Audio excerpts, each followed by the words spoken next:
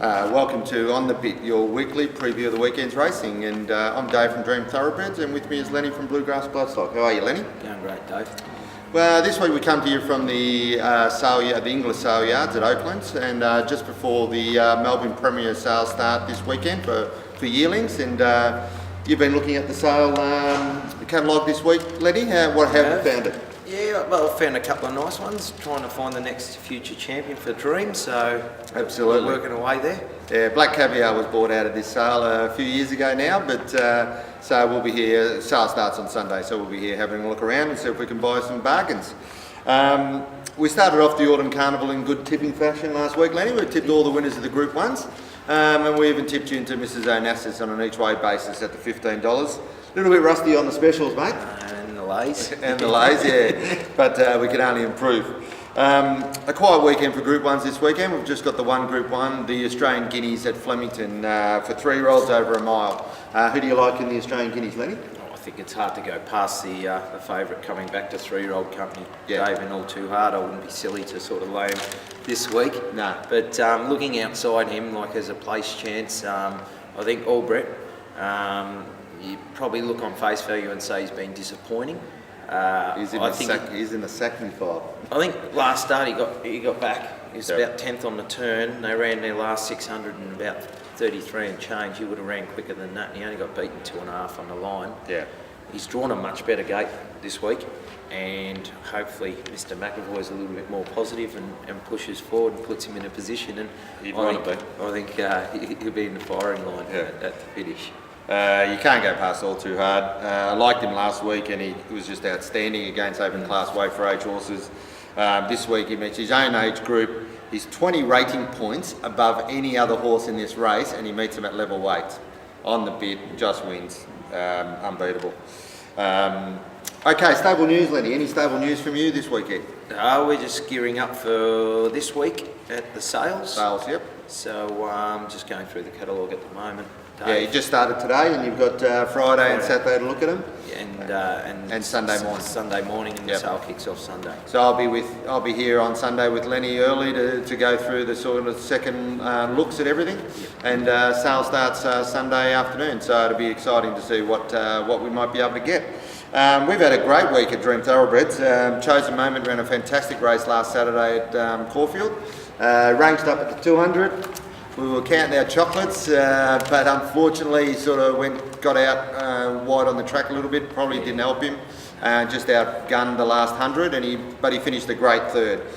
So we're really happy. Owners were really ecstatic to have a runner on Blue Diamond Day. And during the week, Lenny, yesterday, in fact, we had our new 2-year-old gelding by my boy Charlie. Charles in Charge debut at Sandown, and he was a winner. So he was impressive, Dave. Yep. He had a hard task, 1200 first up, heavy track, and he did it. He eased in betting, probably because of the heavy track, but off the back of a good trial that we told you about last week, he won quite well in the end, and he'll head to the Adelaide Magic Millions race on March the 11th on Adelaide Cup Day. It is. It's actually the Labor Day holiday in Melbourne, so it's the Monday. So we'll have a big crew flying over to Adelaide. We've also got, we're syndicating also, for anyone interested, that's now 6 horses we've syndicated for 6 winners. So we're on 100% strike rate. We purchased a filly out of the Magic Million sale, the Flying Spur filly out of Trespass, Lenny, that you selected for us. She'll start off being our new Dream Girl syndicate for this year. So what did you see in that filly, Lenny, when you picked her out at Magic Millions? I thought she was just a really nice, compact filly that typified the good Flying Spur stock, where his best have been fillies, and she's out of a long row mare, and there's just a great page on there, and if she can stakes place, she's going to really increase her value. Yeah, so she had a nice black type. Upside. Yeah, a nice black type family on her page. Looks a real precocious type. So we're looking forward to seeing her step out. It won't be obviously till the end of this year, but she'll be probably our next runner out for Dream Thoroughbreds. And also a reminder, the Star Stable starts this weekend.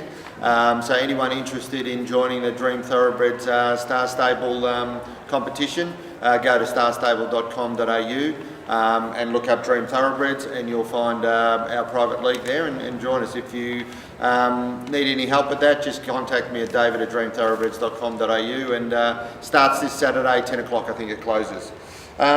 This week, your best on breeding, Lenny, nearly got up last week, appearance, very unlucky. Just the heavy track, I think, got it just first up,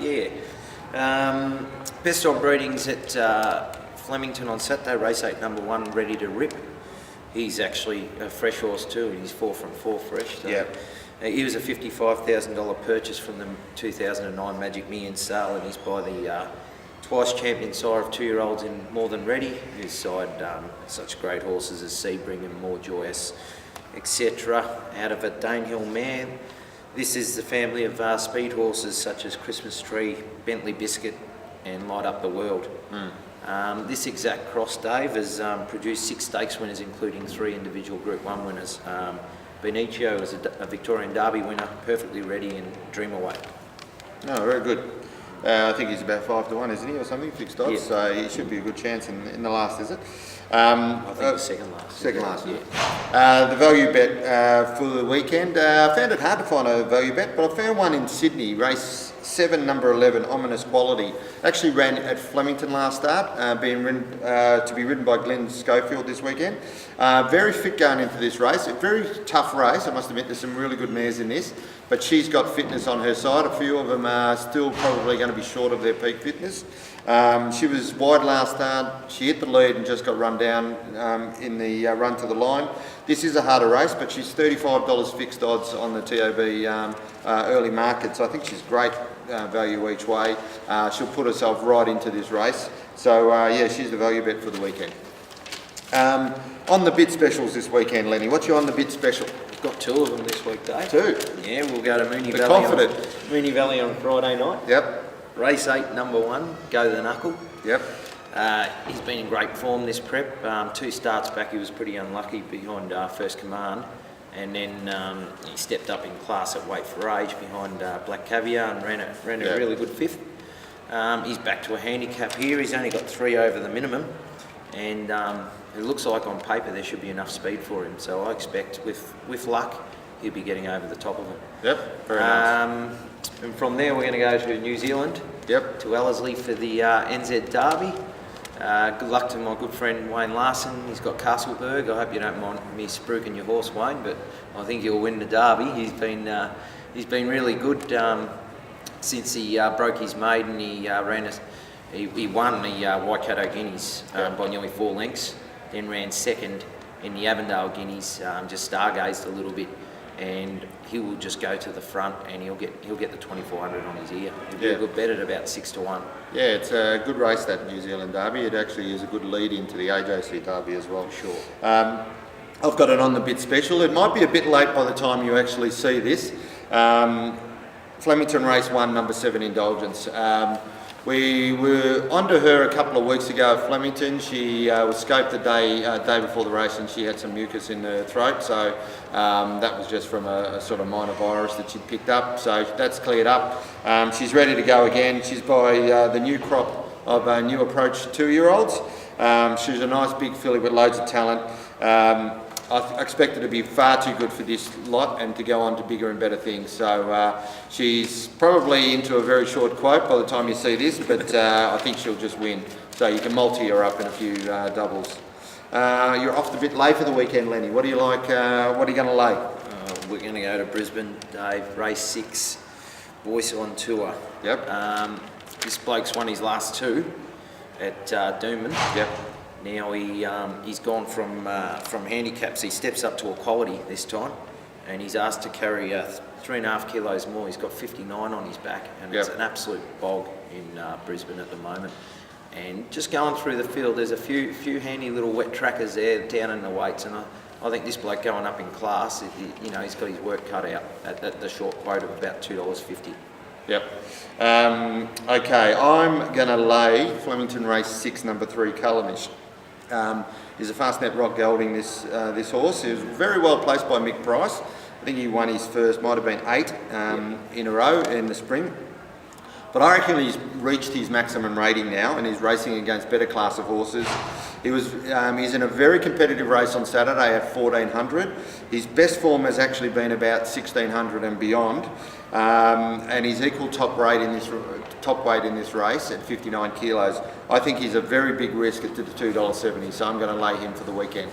So good luck for your punting on the weekend. We've got a really big weekend of racing coming up next week, but obviously we'll see you next week on the Bit, and good luck on the punt.